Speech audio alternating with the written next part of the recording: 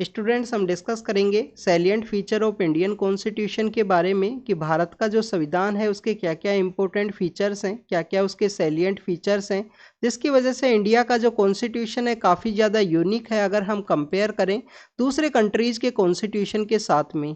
और इसका जो यूनिक कंटेंट है, यूनिक जो इसका स्पिरिट है, इसकी वजह से ही ये आपको काफ़ी ज़्यादा जो डिफरेंट है वो देखने के लिए मिलेगा। तो उसी के जो सैलिएंट फीचर्स हैं उसके बारे में हम बात करेंगे। स्टूडेंट्स, इंडियन कॉन्स्टिट्यूशन को फ्रेम करने के लिए जो कॉन्स्टिट्यूशन असेंबली फ्रेम की गई थी, जो कॉन्स्टिट्यूशन असेंबली को इस्टेब्लिश किया गया था, उसके बारे में हमने डिस्कस किया है ऑलरेडी प्रीवियस लेक्चर्स के अंदर में कि कैसे समय समय पे अलग अलग तरीके के जो कमीशंस है वो एग्जिस्टेंस के अंदर में आए, और उन कमीशंस के द्वारा जो रिकमेंड किया गया लेटर फेज में आपको देखने के लिए मिलेगा कि जो कैबिनेट मिशन है, कैबिनेट मिशन की वजह से कॉन्स्टिट्यूशन असेंबली एग्जिस्टेंस के अंदर में आती है। फिर 1947 के समय हमारे यहाँ पे इंडियन इंडिपेंडेंस एक्ट है उसको पास किया जाएगा। उसके बाद में कॉन्स्टिट्यूशन असेंबली के अंदर में जो टोटल कंपोजिशन है उसके अंदर में यहाँ पे चेंज आता है।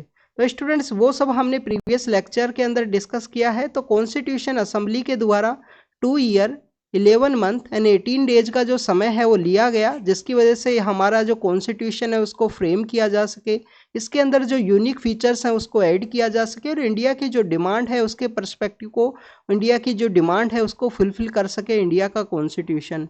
अगर हम बात करें स्टूडेंट्स, हमारे यहाँ पे जो मेजर अमेंडमेंट्स हैं वो भी किए गए हैं after the implementation of constitution, क्योंकि अडोप्शन एंड कमेंसमेंट की डेट के बारे में हमने प्रीवियस लेक्चर्स के अंदर डिस्कस किया है।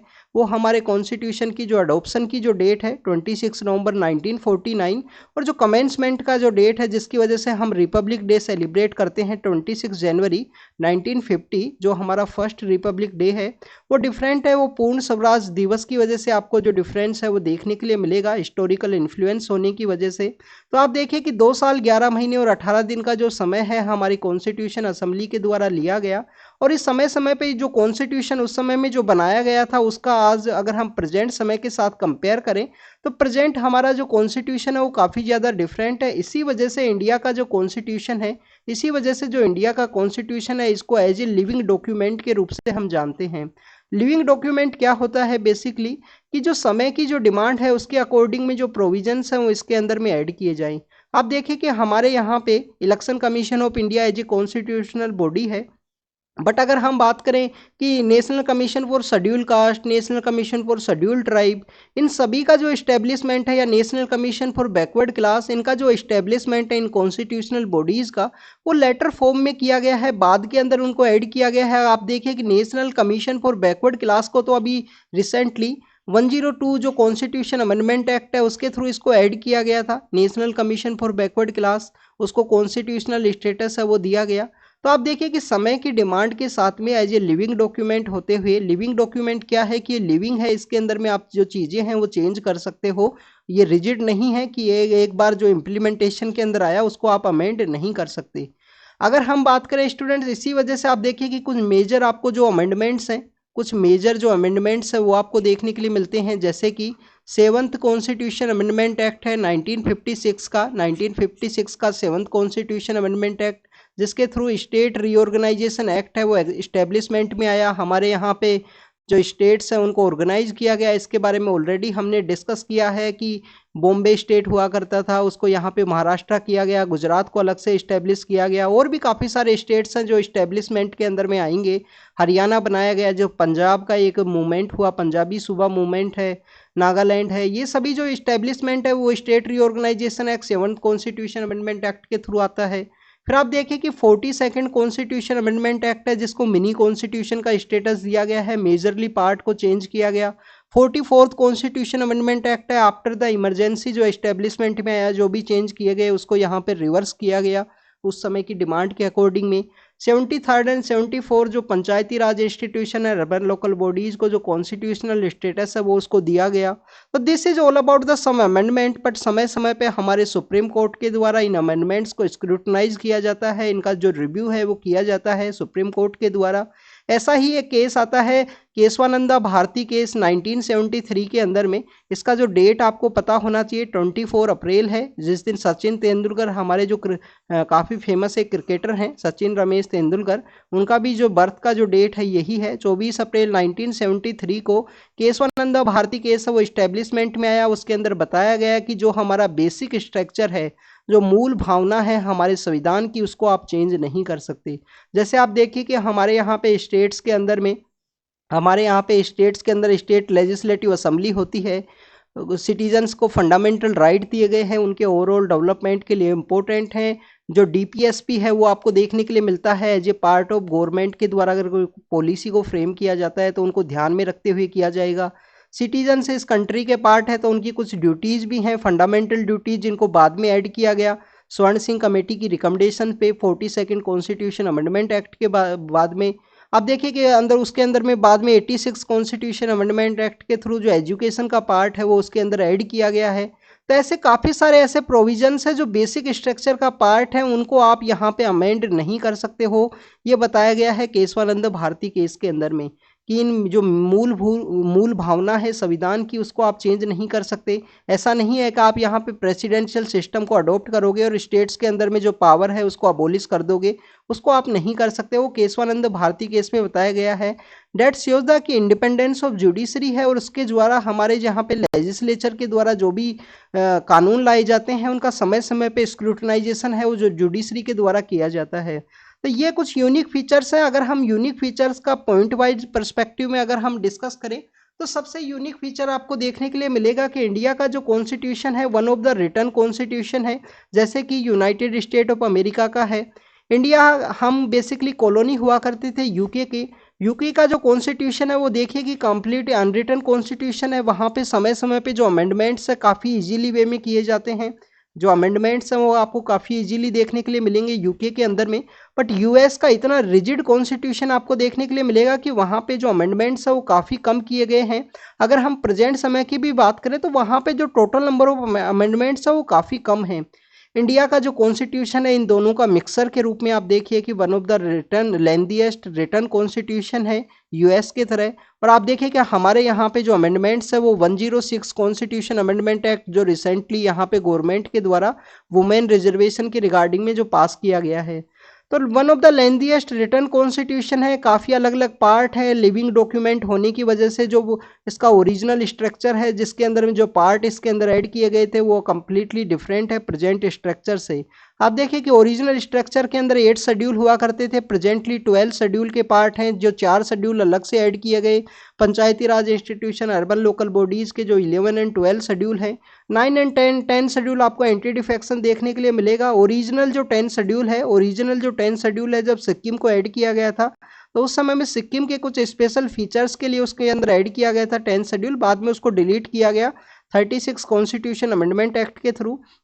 और 9th जो शेड्यूल है वो बेसिकली यहाँ पे हमारा जो जुडिशियल रिव्यू इस प्रोसेस के रिगार्डिंग में है कि 9th शेड्यूल के अंदर कुछ लैंड से रिलेटेड कुछ ऐसे प्रोविजंस हैं उनको ऐड किया गया है जिनके जुडिशियल रिव्यू की बात की गई है कि कौन यहाँ पे सुप्रीम कोर्ट के अंडर में आएगा, उसका रिव्यू किया जा सकता है या नहीं। That's all about the 9th जो हमारा 9th शेड्यूल है उसके अंदर में उसको ऐड किया गया है।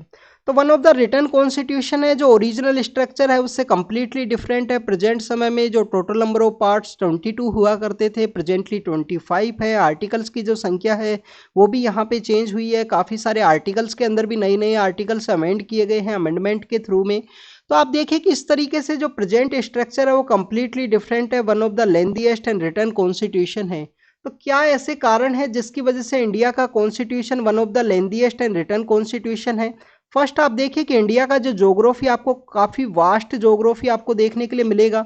हर एक जो एरिया है उनके लिए अलग अलग प्रोविजंस बनाए गए हैं। कंट्री का जो डाइवर्सिटी है काफ़ी ज़्यादा डिफरेंट है। 8.6% हमारे यहाँ पे ट्राइबल कम्युनिटी है, शेड्यूल कास्ट का कम्युनिटी है। इसके अलावा आप देखें कि कुछ ऐसे भी एरियाज है स्ट्रेटजिक पर्सपेक्टिव से, हमारा लक्षद्वीप है, अंडमान एंड निकोबार है। तो हर एक एरिया के रिगार्डिंग में अलग अलग प्रोविजंस आपको देखने के लिए मिलते हैं। लक्षद्वीप एंड अंडमान निकोबार के बारे में अगर हम रीड करें तो आप देखिएगा आर्टिकल 240 है, वहाँ का जो peace, progress and good governance के रिगार्डिंग में जो प्रेसिडेंट के द्वारा जो वहाँ पे कानून है वो बनाए जा सकते हैं। दादर एंड नागर हवेली है, दमन है, दीव है एंड लक्षद्वीप, अंडमान एंड निकोबार और पुडुचेरी का भी पार्ट है उस आर्टिकल 240 के अंडर में। तो ऐसे आपको हर एक सेक्टर के रिगार्डिंग में जो डिफरेंट प्रोविजन है जोग्राफिकल फीचर और इसकी डाइवर्सिटी के अकॉर्डिंग में, कुछ स्टूडेंट्स ज्योग्राफी का बात हुआ, कुछ यहाँ पे आपको हिस्टोरिकल इन्फ्लुएंस भी आपको देखने के लिए मिलेगा कि आप देखिए कि 1773 से हमारे यहाँ पे ब्रिटिश अथॉरिटीज़ के द्वारा जो कानून बनाने की प्रक्रिया स्टार्ट होती है, और उस कानून बनाने की प्रक्रिया के अंदर में आप देखिए कि यहाँ पे जो लेटर फेज में 1935 का जो एक्ट है वो पास किया गया, तो उसका इन्फ्लुएंस हाईएस्ट आपको इंडिया का जो अथॉरिटीज़ है उसके ऊपर देखने के लिए मिलेगा। तो वो इंडिया का जो रूलिंग प्रोसेस है उसके अकॉर्डिंग भी सही था। तो इंडिया की जो इंडिया का जो कॉन्स्टिट्यूशन फ्रेमर्स है उसके द्वारा उसको चेंज नहीं किया गया है। तो 1935 का हिस्टोरिकल इन्फ्लुएंस है वो काफ़ी ज़्यादा बल्कि है। बाकी आप देखिए एक सिंगल कॉन्स्टिट्यूशन है हमारे यहाँ पे, स्टेट्स के लिए जो अलग से कॉन्स्टिट्यूशन है वो नहीं है। पहले जम्मू एंड कश्मीर के लिए हुआ करता था, उसको भी अब आप देखिए कि जब से हमारा जो आर्टिकल 370 को के थ्रू उसको बाइफरकेट किया गया है, तो उसका भी जो वैल्यू है वो कम्प्लीटली यहाँ पे अबोलिश हुआ है। अगर हम बात करें यहाँ पे जो लीगल सेक्टर से रिलेटेड जो पर्सन्स है उसका भी यहाँ पे इन्फ्लुएंस आपको देखने के लिए मिलेगा। लीगल सेक्टर से रिलेटेड जो पर्सन्स है उनका भी इन्फ्लुएंस है यहाँ पे लेंथीएस्ट रिटन कॉन्स्टिट्यूशन के अंदर में, क्योंकि काफ़ी सारे ऐसे लीगल बैकग्राउंड के जो पर्सन्स है वो कॉन्स्टिट्यूशन असेंबली के पार्ट थे, तो उनके द्वारा हर एक प्रोविजन को काफ़ी डिटेल के अंदर में यहाँ पे बताया गया है। तो इसी वजह से one of the written lengthiest constitution है इंडिया का, ये one of the unique feature है। नेक्स्ट अगर हम बात करें अलग अलग सोर्सेज से हमारा जो कॉन्स्टिट्यूशन है उसको ड्रॉन किया गया है, उसको लिया गया है, बट हमारे जो कॉन्स्टिट्यूशन की जो ड्राफ्टिंग कमेटी थी उसको हेड करने वाले जो पर्सन हैं डॉक्टर BR अम्बेडकर, उनके द्वारा कहा गया है कि यहाँ पे किसी भी सोर्स से डायरेक्टली जो प्रोविजंस हैं वो नहीं ऐड किए गए हैं, उनको वहाँ से लिया गया कोई प्रोविज़न है। सपोज कीजिए ट्राइबल कम्युनिटी के रिगार्डिंग में कोई प्रोविज़न है और इंडिया की जो डिमांड है उसके अकॉर्डिंग में उसको यहाँ पे चेंज करते हुए उसको इंडिया की डिमांड के अकॉर्डिंग में जो फुलफिल कर सके उसके अकॉर्डिंग में उसमें चेंज करते हुए यहाँ पे इम्प्लीमेंट किया है। इसका जो सोर्स से रिगार्डिंग में जो अलग अलग कंट्रीज से हमने कौन कौन से प्रोविजन ऐड किए हैं उससे रिगार्डिंग में एक लेक्चर है, हम आपके लिए अपलोड करेंगे स्टूडेंट्स। इसके अलावा आप अपना जो पॉलिटी का बुक है उसमें जाके इसको रीड करना कि हमने फंडामेंटल राइट का जो पार्ट है, फिलोसफिकल पार्ट है, वो कौन से कॉन्स्टिट्यूशन से लिया है। फंडामेंटल राइट जो हमने USA से लिया है। अगर DPSP की बात करें तो आपको इरिस कॉन्स्टिट्यूशन से आपको देखने के लिए मिलेगा। फंडामेंटल ड्यूटीज के बारे में बात करें तो वो कौन से कंट्री के अंदर हुआ करती थी, USSR के अंदर हुआ करती थी या कौन से कंट्री में। तो काफ़ी सारे कंट्रीज़ का जो कॉन्स्टिट्यूशन है यहाँ पे हमारे ड्राफ्टिंग कमेटी के द्वारा रीड किया गया और इंडिया के अकॉर्डिंग, इंडिया की जो डिमांड है उसके अकॉर्डिंग में उसको यहाँ पे इम्प्लीमेंट किया गया है। नेक्स्ट यहाँ पे रिजिडिटी एंड फ्लेक्सिबिलिटी के बारे में डिस्कस करना है स्टूडेंट्स, ये भी हमारे यहाँ पे एक यूनिक फीचर है। आर्टिकल 368 के अंदर में हमारे कॉन्स्टिट्यूशन का जो आर्टिकल 368 है उसके अंदर में रिजिडिटी एंड फ्लेक्सिबिलिटी के बारे में बताया गया है कि कभी भी अगर कॉन्स्टिट्यूशन को रिजिड कितना है कि यहाँ पे जो नया अमेंडमेंट करना है उसके रिगार्डिंग में आप देखिए कि ब्रिटिश का जो कॉन्स्टिट्यूशन है वो काफ़ी ज़्यादा ऑर्डनरी लॉज को काफ़ी ईजिली वहाँ पे अमेंड किया जा सकता है सेम मैनर के अंदर में, बट इंडिया के अंदर जो आपको डिफरेंट फीचर्स हैं वो देखने के लिए मिलेंगे। पार्लियामेंट को यहाँ पे हाईएस्ट पावर है कॉन्स्टिट्यूशन के जो लॉज हैं उनको अमेंड करने के रिगार्डिंग में। कुछ ऐसे सिंपल प्रोविजंस है जिसके अंदर में आप देखिए कि सिंपल मेजोरिटी के साथ में वो अमेंड होंगे। कुछ ऐसे हैं जहाँ पे 2/3 यहाँ पे जो आपको प्रेजेंट वोटिंग आप देखने के लिए मिलेगी कि 2/3 जो टोटल मेंबरशिप है वो हाउस की होनी चाहिए उस यहाँ पे एक्ट के अंदर में जो अमेंड करना है। और नेक्स्ट अगर हम बात करें कुछ जगह पे आप देखिए कि 2/3 मेजोरिटी प्रेजेंट एंड वोटिंग के साथ ही आपको यहाँ पे हाफ जो स्टेट्स हैं, हाफ जो स्टेट लेजिस्लेचर्स हैं उनका भी रिकॉग्निशन चाहिए उस कानून के रिगार्डिंग में। तो ये रिजिडिटी एंड फ्लेक्सिबिलिटी है उसके फीचर को बताता है, इंडिया का जो यूनिक फीचर है इंडियन कॉन्स्टिट्यूशन का। नेक्स्ट अगर हम बात करें फेडरल सिस्टम है हमारे यहाँ पे, स्टेट्स के अंदर भी एक लोकल जो गवर्नेंस का प्रोविजन देखने के लिए मिलेगा। बाद में हमारे यहाँ पे जो लोकल सेल्फ गवर्नेंस है उसको भी ऐड किया गया, वो भी एक यूनिक फीचर है। Local self governance and urban local bodies का जो पंचायती राज इंस्टीट्यूशंस के अंदर जो गवर्नेंस ऐड की गई है। तो स्टूडेंट्स स्टेट्स को पावर दी गई है बट यहाँ पे वो जो पावर है वो कंप्लीटली नहीं है, लिटिल बिट वो यूनिटरी बायस आपको देखने के लिए मिलेगी।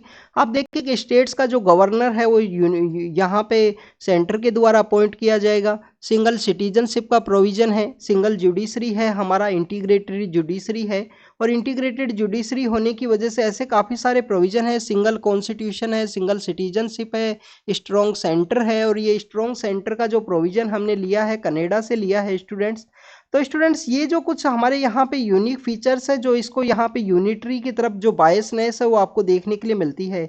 इवन आप देखिए कि 356 के थ्रू जो जो सॉरी सॉरी 352 के थ्रू, आर्टिकल 352 के थ्रू जब यहाँ पे इमरजेंसी को अप्लाई किया जाता है तो उस समय यूनियन एकदम से union without any amendment highest powerful यहाँ पे बनता है, हाईएस्ट पावरफुल यूनियन गवर्नमेंट है वो रहेगा। नेक्स्ट अगर हम जुडिशरी के बारे में बात करें स्टूडेंट्स, जो जुडिशरी हमारे यहाँ पे इंटीग्रेटेड है, इंटीग्रेटेड जुडिशरी होने की वजह से जो जुडिशियल सिस्टम है इंटीग्रेटेड है as well as the independent है। यहाँ पे कोई भी एग्जीक्यूटिव एंड लेजिस्लेचर का जो आपको लेजिस्लेचर एंड एग्जीक्यूटिव का जो इंटरफेरेंस है वो जुडिशरी के अंदर नहीं देखने के लिए मिलेगा। आप इसके अंदर एनजीएसी केस के रूप में देख सकते हो। एनजीएसी केस जो 99 कॉन्स्टिट्यूशन अमेंडमेंट एक्ट के थ्रू गवर्नमेंट के द्वारा लाया गया, जिसको बाद में सुप्रीम कोर्ट के द्वारा नल एंड वॉइड डिक्लेयर किया गया, क्योंकि जुडिशियल सिस्टम के अंदर जो अपॉइंटमेंट प्रोसेस है उसके अंदर में गवर्नेंस का जो इंटरफेरेंस है वो क्रिएट करने वाला था, जुडिशरी की इंडिपेंडेंस को हार्म करता था। तो this is all about the some of the unique feature है हमारे जुडिशियल सिस्टम का। यूएस के अंदर जो आपको काफ़ी डिफरेंट देखने के लिए मिलेगा, वहाँ का जो जुडिशियल सिस्टम है स्टेट के अंदर डिफरेंट है, सेंटर का जो फेडरल का जो प्रोविजंस है वो काफ़ी ज़्यादा डिफरेंट है।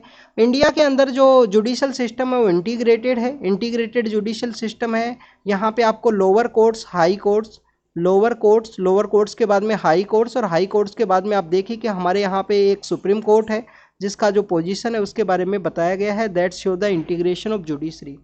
अगर हम सिटीजन्स के पर्सपेक्टिव से बात करें तो कुछ यूनिक फीचर सिटीजन्स के पर्सपेक्टिव से भी दिए गए हैं हमें यहाँ पे, जैसे कि फंडामेंटल राइट, जैसे कि फंडामेंटल राइट्स। फंडामेंटल राइट्स के बारे में अगर हम बात करें, ओरिजिनली ये 7 हुआ करते थे, बाद में राइट टू प्रॉपर्टी को डिलीट किया गया।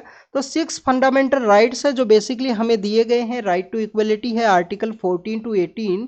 जो राइट टू इक्वलिटी है वो कहाँ है, आर्टिकल 14 से लेकर आर्टिकल 18 तक है। इसके अलावा आप देखिए कि राइट टू फ्रीडम है हमको, कि राइट टू फ्रीडम है, freedom of speech and expression है। डिफरेंट टाइप की जो आपको राइट टू फ्रीडम्स है वो आर्टिकल 19 से लेकर आर्टिकल 22 तक दी गई हैं। इसके अलावा एक्सप्लॉयटेशन के अगेंस्ट में जो चाइल्ड लेबर है आपको यहाँ पे डिटेंड किया जाता है, तो उसके रिगार्डिंग में जो एक्सप्लॉयटेशन का जो राइट्स है, एक्सप्लॉयटेशन के अगेंस्ट में जो राइट्स हैं वो आपको कहाँ पे दी गई हैं, आर्टिकल 23 एंड 24 के अंडर में। इसके अलावा अगर हम रिलीजियस फ्रीडम के बारे में बात करें, हमारे यहाँ पे रिलीजियस फ्रीडम से रिलेटेड जो राइट्स हैं आर्टिकल 25 से लेकर 28 तक देखने के लिए मिलती हैं, जिसके अंदर आप ट्रस्ट है उसको बना सकते हो, अपने रिलीजन को प्रोफेस कर सकते हो, प्रोपोगेट भी आप कर सकते हो, पर फोर्सफुली आप किसी को कन्वर्ट नहीं कर सकते। अगर उसके द्वारा खुद के द्वारा कन्वर्ट होता है किसी रिलीजन में हो सकता है, फोर्सफुली आप नहीं कर सकते। और कल्चरल एंड एजुकेशनल राइट्स आपको आर्टिकल 29 एंड 30 के अंदर देखने के लिए मिलती हैं। तो ये सिटीजन्स को यूनिक फीचर्स है वो प्रोवाइड करती हैं, उनका ओवरऑल डेवलपमेंट के लिए इन राइट्स का होना भी जरूरी है। कुछ यहाँ पे एक यूनिक फीचर आपको directive principle of state policy के रूप में भी देखने के लिए मिलेगा। डीपीएसपी जो पार्ट 4 के अंदर है, इरिस कॉन्स्टिट्यूशन से इंस्पायर होते हुए हमने इसको लिया है। जो सोशल एंड गांधीयन और लिबरल इंटेलेक्चुअल जो राइट्स हैं उनको यहाँ पे, जो लिबरल इंटेलेक्चुअल जो यहाँ पे प्रोविजंस है उसको ऐड किया गया है। ये बेसिकली वेलफेयर स्टेट का जो कॉन्सेप्ट है, जो वेलफेयर स्टेट का जो कॉन्सेप्ट है उसको ये प्रमोट करता है, वेलफेयर स्टेट का। और डीपीएसपी एक गाइडलाइन है स्टेट गवर्नमेंट्स के पास में या अथॉरिटीज़ के लिए, जिसको यहाँ पे ध्यान में रखते हुए पॉलिसी को फ्रेम करना है। इसके रिगार्डिंग में काफ़ी इंपॉर्टेंट एक केस भी आपको देखने के लिए मिलेगा। हमारे गवर्नमेंट का एक केस है, हमारे सुप्रीम कोर्ट का एक केस है, मिनेर्वा मिल्स केस है 1980s का। 1980s के इस मिनेर्वा मिल्स केस के अंदर कहा गया कि बेसिकली जो हमारे कोर्ट के द्वारा कहा गया कि जो फंडामेंटल राइट्स हैं एंड डीपीएसपी हैं उसके बीच में बैलेंस होना जरूरी है। और ये इम्पोर्टेंट फाउंडेशन है हमारे यहाँ पे कॉन्स्टिट्यूशन का, इंडियन कॉन्स्टिट्यूशन का एक इम्पोर्टेंट फाउंडेशन है। मिनेर्वा मिल्स केस के अंदर ये कहा गया सुप्रीम कोर्ट के द्वारा। स्टूडेंट्स, अगर आप इस कंट्री के पार्ट हो तो आपके लिए कुछ फंडामेंटल ड्यूटीज़ हैं वो भी आपको अप्लाई होंगी, कि आपको हमारे जो नेशनल एंथम है, नेशनल जो फ्रीडम फाइटर्स हैं उनका आपको रेस्पेक्ट करना है, नेशन की जो प्रॉपर्टी है उसको बचाना है, साइंटिफिक टेम्पर को आपको डेवलप करना है, सोशल लेवल्स हैं उनको आपको ख़त्म करना है। तो ये कुछ फंडामेंटल ड्यूटी हैं। आप अगर इस कंट्री के सिटीजन हो, 42nd कॉन्स्टिट्यूशन अमेंडमेंट एक्ट के थ्रू उनको ऐड किया गया है 1976 के समय में। और आप देखें कि ये फीचर्स काफ़ी ज़्यादा इंपॉर्टेंट हैं किसी भी एक सिटीजन के लिए, उस कंट्री के रिगार्डिंग में अकाउंटेबिलिटी शो करने के रिगार्डिंग में, या फेथ को शो करने के रिगार्डिंग में। सबसे लेटेस्ट इसके अंदर 86 कॉन्स्टिट्यूशन अमेंडमेंट एक्ट के थ्रू 2002 के अंदर ऐड किया गया, जिसके अंदर एजुकेशन का जो पर्पज है वो ऐड किया गया है। नेशनल फ्लैग एंड एंथम का रेस्पेक्ट है, सोर्निटी, यूनिटी, इंटीग्रिटी को प्रोटेक्ट करने की बात की गई है। स्पिरिट को यहाँ पे जो साइंटिफिक स्पिरिट है, ब्रदरहुड है, उसको प्रमोट करने का यहाँ पे बात किया गया है। तो ये हमारे टोटल 8 हुए, 5 पार्ट हमने यहाँ पे देखे। फिर फंडामेंटल राइट है, डीपीएस भी है, फंडामेंटल ड्यूटीज़ हैं, सेक्युलर स्टेट है, सभी रिलीजन्स को जो सर्वधर्म समभाव है वो आपको यहाँ पे देखने के लिए मिलेगा इंडियन कॉन्स्टिट्यूशन के अंदर में। और जो सेक्युलर वर्ड है हमारे प्रियम्बल के अंदर में बाद में ऐड किया गया था, ओरिजिनली हमारे कॉन्स्टिट्यूशन के अंदर में। इससे रिलेटेड जो प्रोविजन आपको देखने के लिए मिलेंगे, जैसे कि हमने रिलीजन का प्रोविजन के बारे में बात किया, माइनॉरिटी इंस्टीट्यूशन जो एजुकेशनल कल्चरल राइट्स के बारे में बात की, सभी को यहाँ पे इक्वल राइट्स हैं वो दिए गए हैं कि आप अपने रिलीजन को प्रोफेस कर सकते हो, प्रोपोगेट कर सकते हो, जिस भी तरीके से आप रिलीजन के रिगार्डिंग में जो इंस्टीट्यूशंस है, माइनॉरिटी इंस्टीट्यूशंस हैं, उसको भी यहाँ पे डेवलप कर सकते हो। ये सेक्युलर जो कॉन्सेप्ट है उसको यहाँ पे प्रमोट करता है। वेस्टर्न कॉन्सेप्ट ऑफ जो सेक्युलरिज्म है उससे काफ़ी ज़्यादा डिफरेंट है इंडिया का जो सेक्युलरिज्म का जो कॉन्सेप्ट है, क्योंकि यहाँ पे सर्वधर्म समभाव, सभी रिलीजन्स को इक्वल ट्रीट की बात की गई है। हमारे स्टेट के द्वारा सभी रिलीजन्स को इक्वल ट्रीट किया जाता है। आप देखिए कि हिंदुइज्म को भी अगर सब्सिडी ग्रांट की जाती है रिगार्डिंग द रिलीजियस कोई यात्राज है उनके रिगार्डिंग में, तो आपको मुस्लिम्स के रिगार्डिंग में या पारसी कम्युनिटी है, हर एक कम्युनिटी के रिगार्डिंग में जो सब्सिडीज़ हैं, गवर्नमेंट का जो यहाँ पे बेनिफिट्स हैं वो आपको देखने के लिए मिलेंगे। यूनिवर्सल एडल्ट फ्रेंचाइजी है हमारे कॉन्स्टिट्यूशन के अंदर में। यूनिवर्सल जो एडल्ट फ्रेंचाइजी का जो कॉन्सेप्ट दिया गया है कि आपको अगर आपको ओरिजिनली ये 21 ईयर हुआ करता था, बाद में उसको 18 ईयर किया गया। और स्टूडेंट जो 18 ईयर किया गया है वो है 61st कॉन्स्टिट्यूशन अमेंडमेंट एक्ट के थ्रू किया गया था। 18 ईयर का आपको वोटिंग का राइट है, सभी लोगों को दिया गया है, चाहे आप किसी भी रिलीजन से बिलोंग करते हो, चाहे आप किसी भी कास्ट से हो, कहीं से भी हो, कोई भी आप जेंडर हो, तो आप सभी को यहाँ पे जो राइट है वो दिया गया है। यूनिवर्सल एडल्ट जो फ्रेंचाइजी का, यूनिवर्सल जो एडल्ट फ्रेंचाइजी का जो पावर है वो यहाँ पे दिया गया है। आप देखिए कि बाहर काफ़ी सारी जो लिबरल डेमोक्रेसीज हैं, इवन यूएसए के अंदर अगर हम बात करें 1912 के अंदर जो सफ्रगेज जो मूवमेंट है वो यहाँ पे वर्ल्ड के अंदर देखने के लिए मिला। काफ़ी सारी डेमोक्रेसीज के अंदर में जो राइट्स हैं, वुमेन को जो एजुकेशन राइट है या वुमेन को जो यहाँ पे वोटिंग का जो राइट है वो काफ़ी लेट दिया गया है। इंडिया के अंदर इंडिपेंडेंस के साथ ही ये जो राइट है वो दी गई है, चाहे आप पुअर हो, चाहे आप यहाँ पे अमीर हो, कितना भी इनइक्वलिटी हो, सभी को यहाँ पे इक्वल राइट है।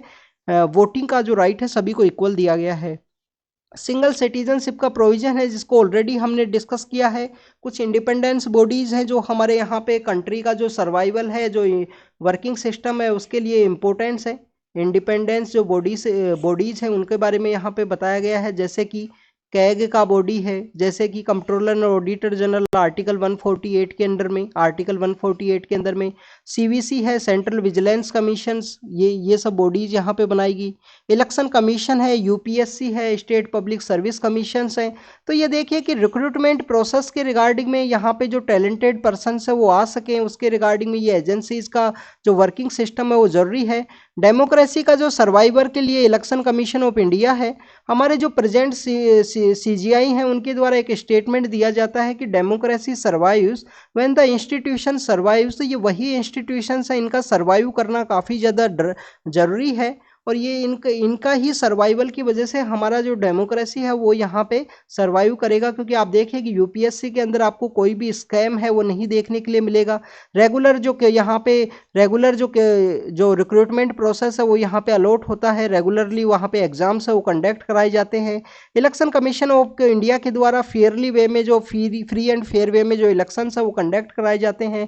कंट्रोलर ऑडिटर ऑफ जनरल के द्वारा यहाँ पे जो गवर्नमेंट का जो वर्किंग सिस्टम है उसको यहाँ पे एग्जामिन किया जाता है। इसके अलावा स्टूडेंट्स अगर हम बात करें जो 3 टायर का गवर्नमेंट है, जो पंचायती राज इंस्टीट्यूशन है, बाद में उनको जो लोकल जो सब्जेक्ट्स हैं उनको वर्किंग सिस्टम के रिगार्डिंग में जो पावर दी गई उनको कॉन्स्टिट्यूशनल स्टेटस भी दिया गया है। लोकल बॉडीज़ को जो स्टेटस दिया गया है 73rd and 74th constitution amendment act के थ्रू। तो this is all about the some of the unique feature of Indian constitution. Emergency provision के बारे में हमने ऑलरेडी डिस्कस किया है कि कैसे वो हमारा यूनिक फीचर है, अगर हम बात करें जिसके थ्रू हमारा जो फेडरल स्ट्रक्चर को कम्प्लीटली एक सिंगल अमेंडमेंट के अंदर में आर्टिकल 352 के अंदर जो एक सिंगल अमेंडमेंट है उसके थ्रू में उसको यूनिटरी के अंदर में चेंज करता है।